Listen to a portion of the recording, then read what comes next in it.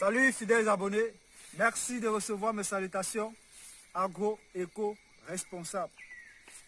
La terre ne trompe pas, c'est vrai, vous le savez déjà. Moi, on ne triche pas avec elle. Ravi une fois de plus de vous servir dans cette énième vidéo. Car vous le savez, chez nous c'est l'agriculture de terrain et non celle de bureau. Alors, dans cette vidéo aujourd'hui, chers agripreneurs, chers abonnés, nous allons parler de l'impact de l'abattage et du tronçonnage sur la loi des 4S ou sur l'épanouissement d'une exploitation. Nous savons que la campagne agricole 2021 approche, c'est dès maintenant qu'elle se prépare. Alors si vous voulez vous lancer pour cette campagne à venir, cette vidéo vous aidera beaucoup. N'hésitez pas à vous abonner, n'hésitez pas à cliquer la couche de notification afin de recevoir en temps réel les prochaines vidéos et de partager afin que beaucoup d'autres agripreneurs puissent apprendre de ces vidéos et éviter de ces erreurs et que nous puissions développer un continent africain à travers l'agriculture. Alors, revenons au vif du sujet pour parler de l'impact du tronçonnage sur la loi des 4S. Alors, c'est quoi le tronçonnage? Le tronçonnage intervient après l'abattage, ça veut dire lorsqu'on a eu à faire tomber les arbres, il faut donc les découper. Dans les précédentes vidéos, on a eu à parler de l'abattage systématique, l'abattage partiel, tout comme du tronçonnage partiel et du tronçonnage systématique. Le tronçonnage systématique consiste juste à découper tous les troncs qui sont tombés sur le site. Partiel, ça veut dire qu'on tronçonne partiellement. Alors, le choix du tronçonnage partiel ou systématique dépend de la culture à faire. Alors, ici, on a une exploitation de bananes plantains, comme vous pouvez voir tout autour, où on a fait le semis. Sauf qu'ici, en fait, le tronçonnage n'a pas été fait. On a juste fait l'abattage.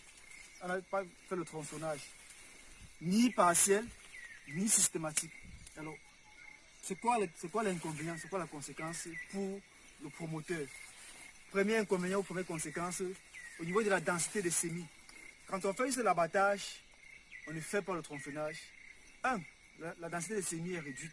Ça veut dire quoi? Ça veut dire que si on est par exemple sur 1 hectare, si en fonction de l'objectif de production, le nombre de plants qu'on a prévu à l'hectare ne sera pas atteint.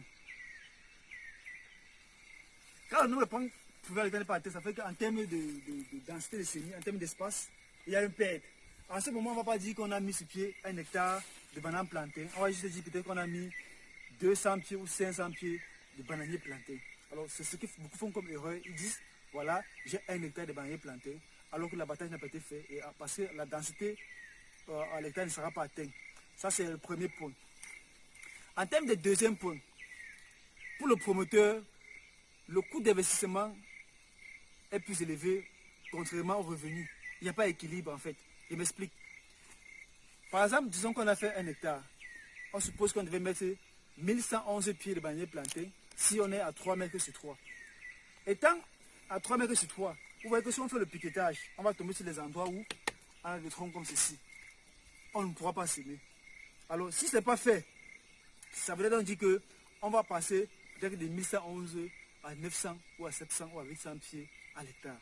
Vous voyez donc que vous allez donner de l'argent pour 1111 pieds, mais en retour, ce n'est pas 1111 pieds qu'il y aura. Vous faites ce qui fait que le retour sur investissement ne va pas être équilibré. Donc c'est ce qu'il faut prendre en considération quand on ne fait pas le tronçonnage. Troisième chose en fait, au niveau du suivi. S'il faut passer dans le champ pour faire le défrichage, c'est plus compliqué. S'il faut faire l'entretien ou le feuillage, s'il faut peut-être utiliser un pulvérisateur pour passer, faire l'entretien, ce n'est pas évident. Ça alourdit aussi le coût d'entretien parce que quand les gens vont venir sur le site pour pouvoir entretenir, quand ils vont voir ces fiches, ils vont dire vraiment le travail sera dur. S'il faut peut-être 10 000 pour entretenir, ils vont demander 15 ou 20 000. Vous voyez donc que ça alourdit encore davantage le coût d'investissement parce qu'on n'a pas tronçonné. Ça, c'est autre chose. Il faudrait maintenant aussi pour que vous puissiez comprendre les choses à qui prenez ce que, et aussi les pertes post-récolte. Quand ce n'est pas tronçonné comme ça veut dire quoi?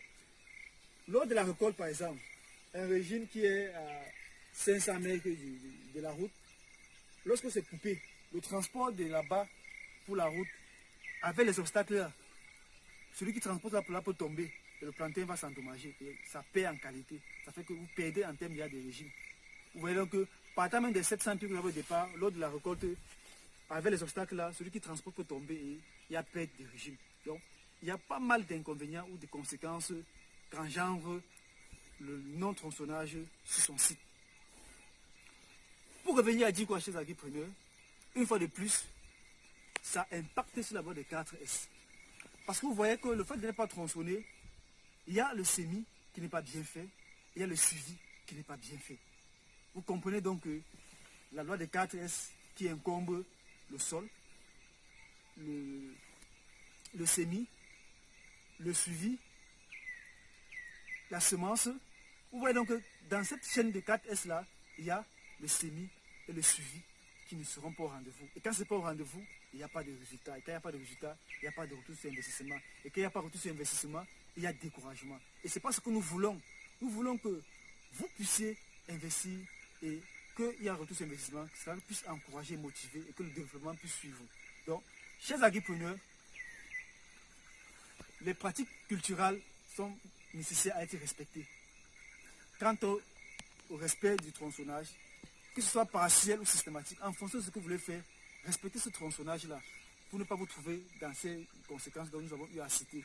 Et il est très important, vous voyez comment le tronçonnage peut impacter sur la loi des 4S. Et quand il n'y a pas 4S, il n'y a pas retour sur investissement. Donc la 4S chez les agripreneurs, c'est la clé, c'est le carrefour, tout passe par là. Quand vous mettez en exergue la loi des 4S, il y a forcément retour sur investissement. Mais quand ce n'est pas cela, ça ne peut pas marcher. Même si un S n'est pas au rendez-vous, il n'y a pas de suite favorable.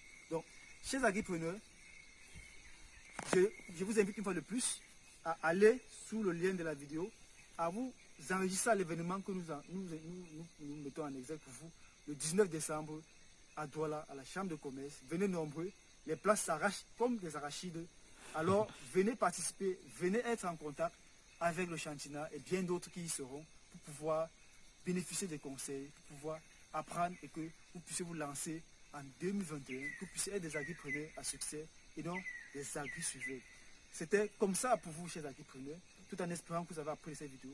Le Chantina agro-africain, depuis Doumentan, à l'est du Cameroun. À très bientôt pour une vidéo encore plus intéressante et encore plus alléchante. Bye bye.